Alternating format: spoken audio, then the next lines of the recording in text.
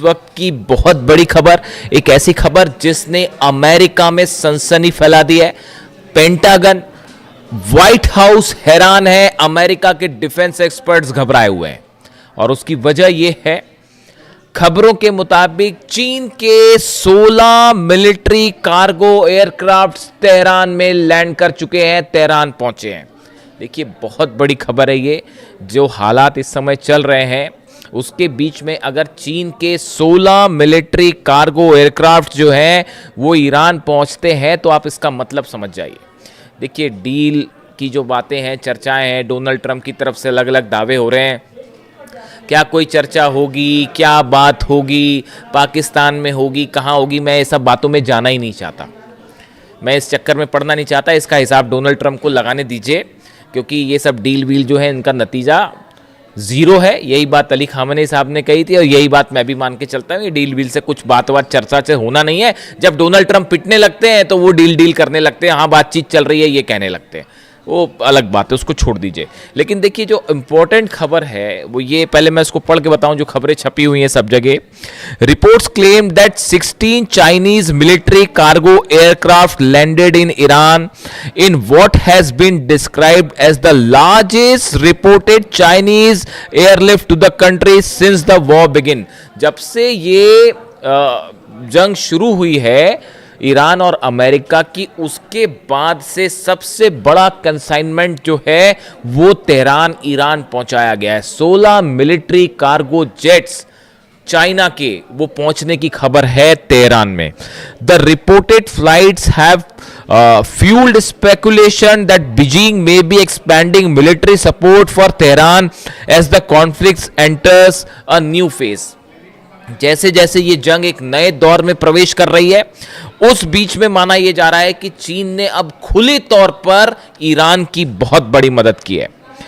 इसके पहले भी देखिए इस तरह की खबर थी, अलग अलग सोर्सेज से आपने देखा ही होगा कि 400 से ज़्यादा जो शोल्डर मिसाइल्स होती हैं, शोल्डर मिसाइल्स फायर की जाती है, मैनपैड्स कहते हैं जिसे, जो कि एक प्रकार का डिफेंस सिस्टम है, ऐसे 400 सिस्टम्स देने की बात हो रही थी। हालांकि देखिए खबरें क्या छपी इंटरनेशनल मीडिया में कि चीन की तरफ से ये शोल्डर मिसाइल्स जो कि कंधे पे रख के चलाई जाती हैं और जो एयरप्लेन, जो लो फ्लाइंग ऑब्जेक्ट्स होते हैं जैसे एयरप्लेन हो गया या लो फ्लाइंग ड्रोन्स हो गए, उनको गिरा देते हैं। खबरें छपी इंटरनेशनल मीडिया में कि ये चीन पहुंचाने जा रहा है ईरान को और डील हो गई है 400।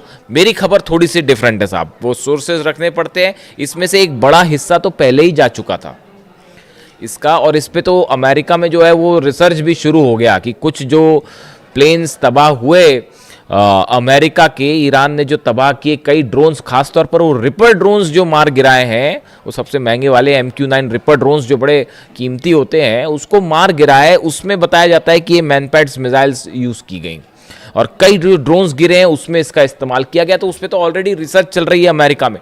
तो ये खबर जहाँ से भी आई होगी, जिस सोर्स से भी आई होगी, थोड़ी सी लेट आई हमारे हिसाब से, तो वो काफ़ी सारे पहले ही पहुँच गए। तो हो सकता है एडिशनल 400 और डिफेंस सिस्टम जा रहे हो।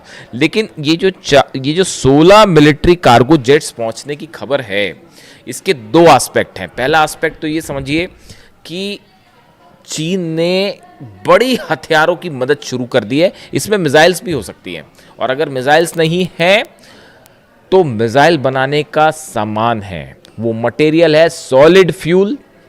देखिए इसी को लेकर जो है बंदर अब्बास में हमले हुए थे। बंदर अब्बास में बताया जा रहा था कि कार्गो शिप्स जो हैं चाइना के, वो वहाँ पर पहुँचे हैं और उसमें जो मिसाइल्स ईरान की हैं इसके लिए जो सॉलिड फ्यूल मटेरियल इस्तेमाल होता है वो पहुंचाया गया चीन से, और इसी को टारगेट करते हुए इजराइल ने बंदर अब्बास पर अटैक किए थे और वहां पर आग भी लगी थी। क्या ये 16 जेट से, बड़ा जो सवाल है कि ये जो 16 जेट लैंड किए हैं, इससे क्या चाइना ने एक बड़ा संदेश देने की कोशिश की है डोनाल्ड ट्रंप को और अमेरिका को? देखिए एक तो स्तर पे आप ये सोच सकते हैं कि हथियार सप्लाई किए हैं चाइना ने और वो ईरान की मदद कर रहा है, बड़ी साफ बात है। लेकिन इसके अलावा क्या एक बड़ा संदेश डोनाल्ड ट्रंप को गया है कि अगर आप ईरान पर हमला करते हैं तो उसका नतीजा यह होगा कि चाइना खुले तौर पर ईरान की मदद करेगा। देखिए, ये जंग आपको लगता है देखने में ऐसी हो सकती है कि ये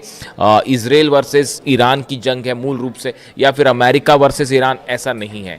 इसके पर्दे के पीछे एक बड़ी जंग चल रही है जो अमेरिका वर्सेस चीन की लड़ाई हो रही है।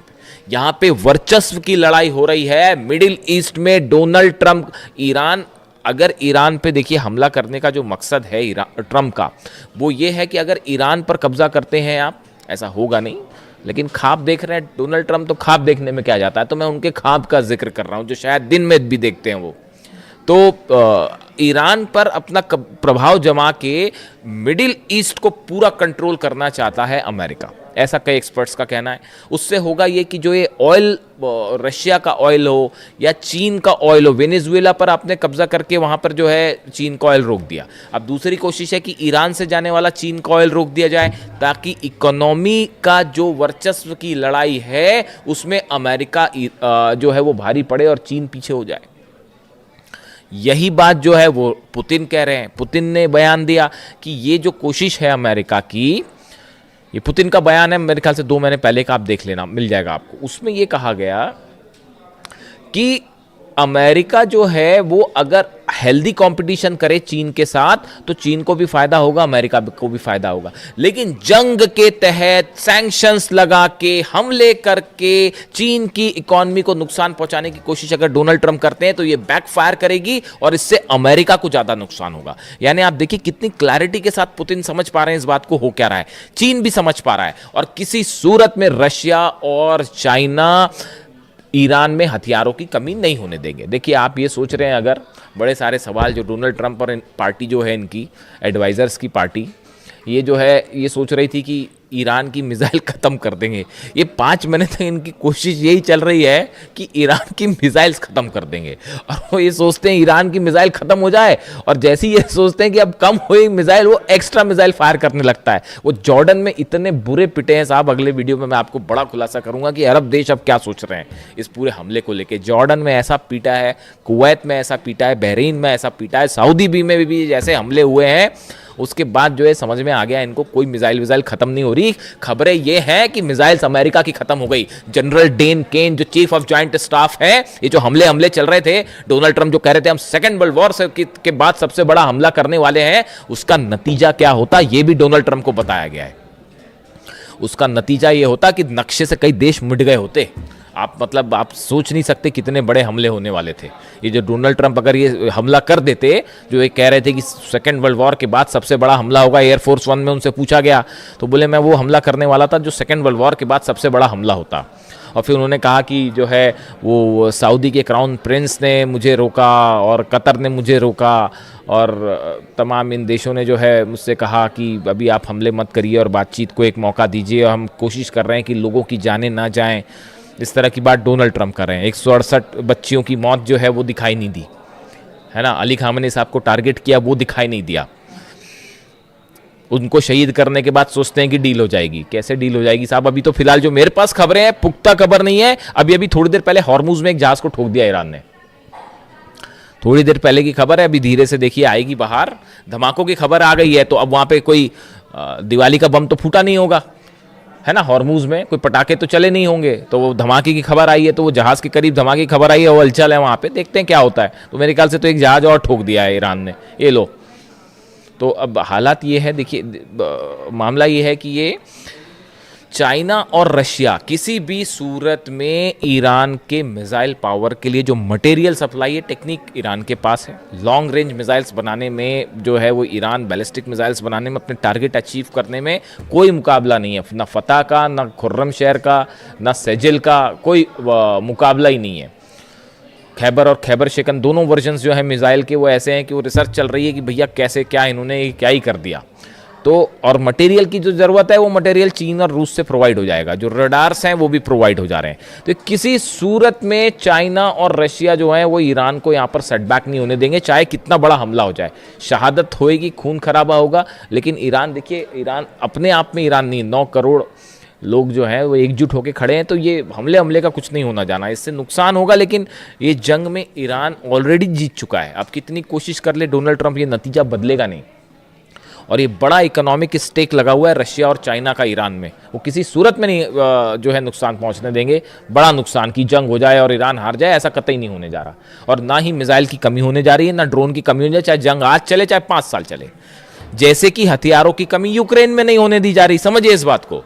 ये बड़ी फैक्चुअल चीजें हैं, मैं आपको बड़ी साइंटिफिक बात बता रहा हूं। यूक्रेन के पास क्या इतने हथियार थे? नहीं। पिछले 5 साल से जंग चल रही है ना, अमेरिका भी हथियार दे रहा है, यूरोप भी हथियार दे रहा है, उनके जम पे लंग हो रही है। जेलेंस्की तो मोहरा है, सिर्फ एक शतरंज का जरा सा पिद्दा सा मोहरा है और कुछ नहीं है। वो ईरान से भिड़ने चढ़े थे और ईरान ऐसी मार मारता कि याद आ जाती फिर नानी। तो हकीकत ये है कि वो जो है, जैसे वो हथियारों की कमी नहीं होने दे रहे, वैसे ना रूस होने देगा, ना चीन ईरान में हथियारों की कमी होने देगा। तो वो दांव फेल हो गया डोनाल्ड ट्रंप का। ये शय और मात का खेल चल रहा है शतरंज पे, और उसमें भारी पड़ जा रहा है ईरान। तो वो हथियारों की कमी होने नहीं देगा। तो अब और जंग करना जो है वो तो हौसले की बात है। वो ईरान में कूट कूट के भरा हुआ है, ईरान की लीडरशिप में कूट कूट कर भरा हुआ है। उसी का नतीजा है कि ये जो हो रहा है। तो पहली चीज़ तो ये जो हथियार पहुंचे हैं वो फिर एनालिसिस हो रहा है कि चीन ने क्या पहुंचा दिया भैया, पहली बात ये। दूसरी, इस तरह भी खबरें हैं कि रशिया से भी कुछ पहुंच गया मटेरियल नया, उसको लेकर जैसी कंफर्मेशन आएगा मैं आपको बताऊंगा। इस तरह की खबरें हैं कि मिसाइल से जुड़ा कई सामान जो है वो रूस की तरफ से भी ईरान भेज दिया गया है। ऐसी भी खबरें हैं, 1-2 दिन में देखिए आपको सुनने में मिल जाएगा ये मामला। इसके अलावा हॉर्मुज में जहाज की खबर मैंने आपको बताई। इसके अलावा देखिए बड़ी खबर एक ये भी है कि इजराइल ने बताया जा रहा है कि नेतन्याहू और डोनाल्ड ट्रंप के बीच फिर से बात हुई है। और ये जो पहले स्ट्राइक का प्लान था, जो नेतन्याहू अमेरिका गए, सब कुछ मामला सेट करके आए थे, पीट हेग्सेथ को समझा के आए थे कैसे हमले करना है और कैसे तबाही मचाना है, सब कुछ मामला जो है वो सेट हो गया था। लेकिन उसके बाद जो है एंड टाइम पे स्ट्राइक वापस हो गई, तो नेतन्याहू फिर नाराज बताए जा रहे हैं। अब वो फिर कोशिश कर रहे हैं कि किसी तरह से तैयार किया जाए हमला करने के लिए। तो वो बताया जाता है कि इजराइल ने जो है, नेतन्याहू ने इस तरह की बात की है डोनाल्ड ट्रंप से कि देखिए आप जो भी करें, हमला करना है हमला करो, डील करना जो करना करो, लेकिन इजराइल के इंटरेस्ट पूरे होने चाहिए। चाहे वो मिलिट्री के लिहाज से हो, चाहे सिक्योरिटी के हिसाब से हो, चाहे इकॉनमी के हिसाब से हो, हमारे पूरे इंटरेस्ट को सेफ रख के जो काम करना है वो करिएगा। तो इस तरह से एक बार फिर थोड़ी मनमुटाव वाली खबरें आ रही हैं डोनाल्ड ट्रंप और नेतन्याहू के बीच में। खैर देखते हैं उसका जो भी हकीकत होगी। अभी फिलहाल इस खबर से सनसनी है और ब्रिटेन की इकॉनमी को बड़ा नुकसान हो रहा है, वो बाबल मंदेब और हॉर्मुज बंद होने के चलते। वो उसमें चलिए इकोनॉमिक एस्पेक्ट है, मैं उस पर अलग से आऊँगा। लेकिन फिलहाल इस खबर ने पेंटागन और न्यूयॉर्क में, खासतौर पर न्यूयॉर्क में जो एक्सपर्ट्स की कई थिंक टैंक्स होते हैं जो न्यूयॉर्क से ऑपरेट होते हैं और कुछ वॉशिंगटन में, सब में सनसनी फैला रखी। जो भी अपडेट होगा आप तक पहुंचाऊंगा। वीडियो कैसा लगा कमेंट करके ज़रूर बताएं। Thank you so much.